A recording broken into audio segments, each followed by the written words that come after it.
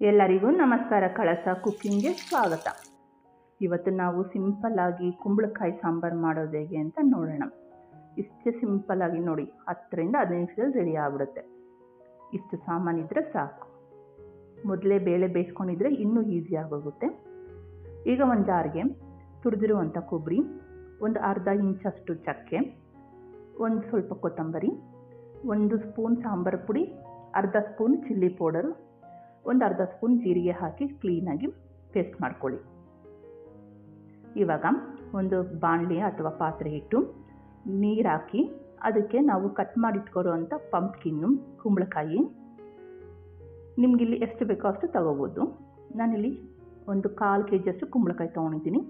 ಒಂದು ದೊಡ್ಡದು ಈರುಳ್ಳಿ, ಒಂದು ದೊಡ್ಡ ಟೊಮೊಟೊ, ಒಂದು ಸ್ವಲ್ಪ ಜೀರಿಗೆ, ಉಪ್ಪು ಇದನ್ನೆಲ್ಲ ಹಾಕಿ ಸ್ವಲ್ಪ ಕರಿಬೇವು ಹಾಕಿ ಲಿಡ್ನ ಮುಚ್ಚಿ ಒಂದು 10 ನಿಮಿಷ ಬೇಯಿಸಿ. ಅದು ಪಂಪ್ಕಿನ್ನು ಒಂದು 70% ಬೇಯೋಷ್ಟು ಬೇಯಿಸಿ. ನೋಡಿ, ಇವಾಗ ಇಲ್ಲಿ ಪಂಪ್ಕಿನ್ನು ಕ್ಲೀನಾಗಿ ಬೆಂದಿದೆ, ಒಂದು 70% ಬೆಂದಿದೆ. ಇವಾಗ ಇದಕ್ಕೆ ರುಬ್ಬಿರುವಂಥ ಪೇಸ್ಟು ಆ್ಯಡ್ ಮಾಡಿ 2 ಸ್ಪೂನಷ್ಟು ಹುಣಸೆ ಹುಳಿ ಹಾಕಿ. ಇಲ್ಲಿ ನಿಮಗೆ ಹುಳಿ ತಕ್ಕಂತೆ ಹುಣಸೆ ಹಣ್ಣನ್ನು ಜಾಸ್ತಿ ಕಮ್ಮಿ ಮಾಡ್ಕೋಬೋದು. ಇದನ್ನೆಲ್ಲ ಒಂದ್ಸಲಿ ಚೆನ್ನಾಗಿ ಮಿಕ್ಸ್ ಮಾಡಿ ಬೇಯಿಸಿಕ್ಕಿರುವಂಥ ಬೇಳೆನ ಆ್ಯಡ್ ಮಾಡಿ. ಇಲ್ಲಿ ನಿಮಗೆ ಥಿಕ್ನೆಸ್ ಪ್ರಕಾರ ಬೇಳೆನ ಬೇಯಿಸಿರೋದನ್ನ ಆ್ಯಡ್ ಮಾಡ್ಕೋಬೋದು. ತೆಳ್ಳಗೆ ಬೇಕಂದರೆ ಸ್ವಲ್ಪ ತೆಳ್ಳಗೆ, ಇಲ್ಲ ಸ್ವಲ್ಪ ದಪ್ಪ ಇರಬೇಕು ಅಂದರೆ ಬೇಳೆ ಇನ್ನೊಂದು ಸ್ವಲ್ಪ ಜಾಸ್ತಿ ಹಾಕ್ಕೋಬೋದು.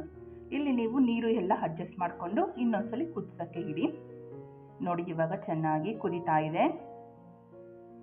ಇವಾಗ ನೀವು ಈ ಟೈಮಲ್ಲಿ ಕ್ಲೀನಾಗಿ ಉಪ್ಪು, ಖಾರ, ಹುಳಿ ಎಲ್ಲ ಒಂದ್ಸಲಿ ಚೆಕ್ ಮಾಡಿಕೊಂಡು ಏನಾದರೂ ಬೇಕು ಅಂದರೆ ಈ ಟೈಮಲ್ಲಿ ಅಡ್ಜಸ್ಟ್ ಮಾಡಿ ಹಾಕ್ಕೋಬೋದು. ಮೇಲಿಂದ ಕೊತ್ತಂಬರಿ ಸೊಪ್ಪನ್ನ ಉದುರಿಸಿ ಇನ್ನೊಂದು ನಿಮಿಷ ಕುದಿಯೋಕ್ಕೆ ಬಿಟ್ಟರೆ ಕುಂಬಳಕಾಯಿ ಸಾಂಬಾರು ರೆಡಿಯಾಗಿದೆ. ಈಗ ಇದನ್ನು ಪಕ್ಕಕ್ಕೆ ಇಳಿಸಿ ಸಾರಿಗೆ ಒಗ್ಗರಣೆ ಹಾಕ್ಕೊಳ್ಳೋಣ ಬನ್ನಿ.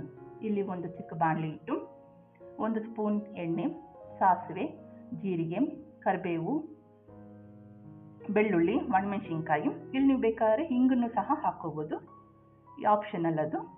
ಇದನ್ನು ಸ್ವಲ್ಪ ಕೆಂಪಗಾದ್ಮೇಲೆ ನಾವು ಕುದಿಸಿ ಇಟ್ಟಿರುವಂಥ ಸಾಂಬಾರಿಗೆ ಹಾಕಿ ಬೇಕಾದ್ರೆ ಇನ್ನೊಂದ್ಸಲಿ ಕುದಿಸ್ಬೋದು, ಇಲ್ಲಾಂದರೆ ಹಾಗೆ ಬಿಡ್ಬೋದು. ನೋಡಿದ್ರ, ಸಿಂಪಲ್ಲಾಗಿ ಈಸಿಯಾಗಿ ಕುಂಬಳಕಾಯಿ ಸಾಂಬಾರು ರೆಡಿಯಾಗಿದೆ. ನೀವು ಈ ಥರ ಒಂದ್ಸಲಿ ಮನೆಯಲ್ಲಿ ಟ್ರೈ ಮಾಡಿ ಹೇಗಿದೆ ಅಂತ ಕಮೆಂಟಲ್ಲಿ ತಿಳಿಸಿ. ನಿಮಗೆ ಈ ವಿಡಿಯೋ ಇಷ್ಟ ಆಗಿದ್ರೆ ಲೈಕ್ ಮಾಡಿ, ಶೇರ್ ಮಾಡಿ, ಸಬ್ಸ್ಕ್ರೈಬ್ ಮಾಡಿ. Thank you.